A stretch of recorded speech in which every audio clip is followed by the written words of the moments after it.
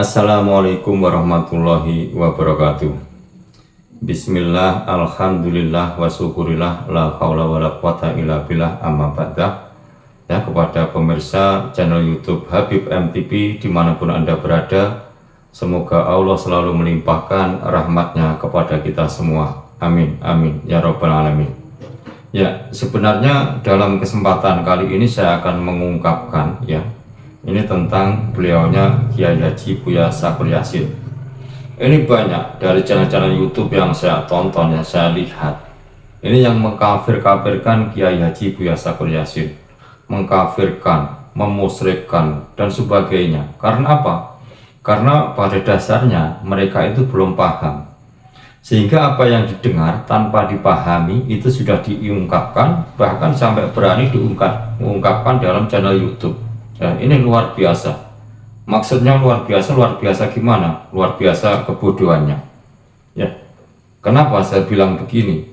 Karena memang banyak ilmu-ilmu beliau Kiai Haji Buya Syakur Yassin ini tidak bisa ditangkap oleh akal mereka. Karena apa? Karena memang pengetahuannya ini masih sedikit.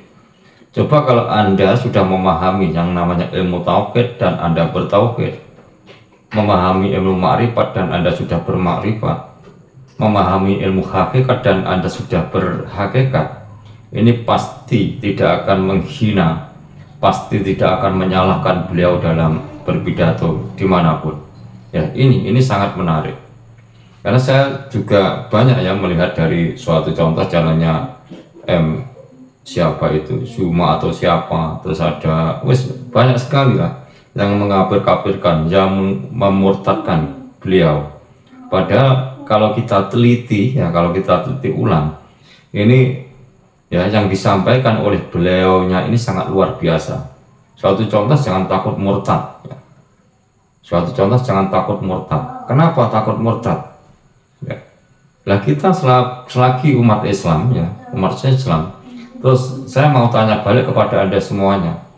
Kalau Anda setiap hari hanya melakukan sholat, melakukan dzikir, wirid sampai berjam-jam, terus yang kamu dapat apa? Ini pastinya tidak ada yang kamu dapat. Yang katanya Allah nanti akan membalas Anda dengan pahala yang begitu besar. Apa pahala itu? Pahala itu kan kebaikan. Nah, padahal di dalam Al-Quran itu sudah tertulis Ara'aital ladzi yukadzibu biddin dan seterusnya. Celakalah bagi orang-orang yang sholat, yang sikapnya seperti ini itu, tanpa memperdulikan anak yatim, tanpa memperdulikan fakir miskin dan sebagainya. Dan di dalam itu juga di dalam ilmu itu yang disampaikan oleh beliaunya, ini sangat luar biasa. Jadi yang paling penting di dalam kehidupan ini adalah ibadah sosial, bukan cuma ibadah spiritual. Kalau spiritual ini kan cuma hubungan antara manusia dengan Tuhannya. Akan tetapi kalau ibadah sosial ini antara sesama. Makanya Allah sendiri di dalam Al-Quran, saya tidak butuh sholatmu, saya tidak butuh ibadahmu. Tetapi apa yang dibutuhkan? Yang dibutuhkan adalah kamu baik kepada sesama. Entah baik kepada sesama manusia, baik kepada hewan, baik kepada tumbuhan, baik sesama makhluk. Ini intinya seperti itu. Ini lebih luas lagi. Jangan dikira baik kepada sesama itu hanya sesama manusia, itu bukan. Akan tetapi sesama makhluk.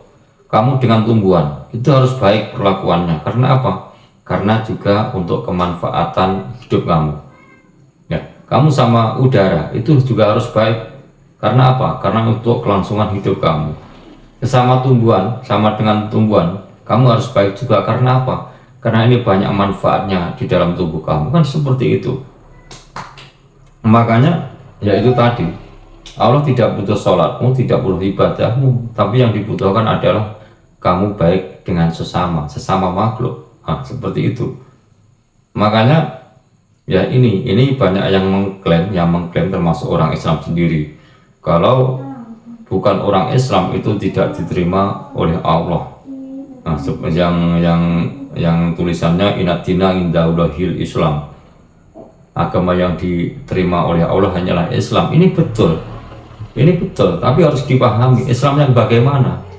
Apa Islam yang cuma spiritual saja, apa Islam yang benar-benar Islam dalam arti sosialnya tinggi, atau yang lainnya. Nah, tapi kalau dimaknani dengan Islam yang sesungguhnya, bahwa Islam ini maknanya pasrah, ketika orang itu, manusia itu pasrahnya kepada Tuhannya, ini luar biasa ya. Tidak sedikit pun ya, tidak sedikit pun mengharap dari yang lain. Suatu contoh, kemarin di rumah saya ada tamu curhat ya, ini bilang ya semoga saja orang itu nanti akan ngasih duit kepada saya. Nah ini kan sudah apa ya, sudah punya tendensi lain, dalam arti mengharap rezeki bukan dari Tuhan akan tetapi dari manusia itu. Nah ini termasuk apa ya, ini menurut Anda musyrik atau bukan ya? Ini menurut Anda ini sudah menyalahi aturan atau bukan? Padahal segala sesuatu itu datangnya dari Allah ya. Khairihi wasarihi minallah, apik lan Allah itu semua dari Allah Subhanahu wa Ta'ala. Kita harus mampu untuk menghukumi itu biar kita tidak menyalahkan orang lain ya.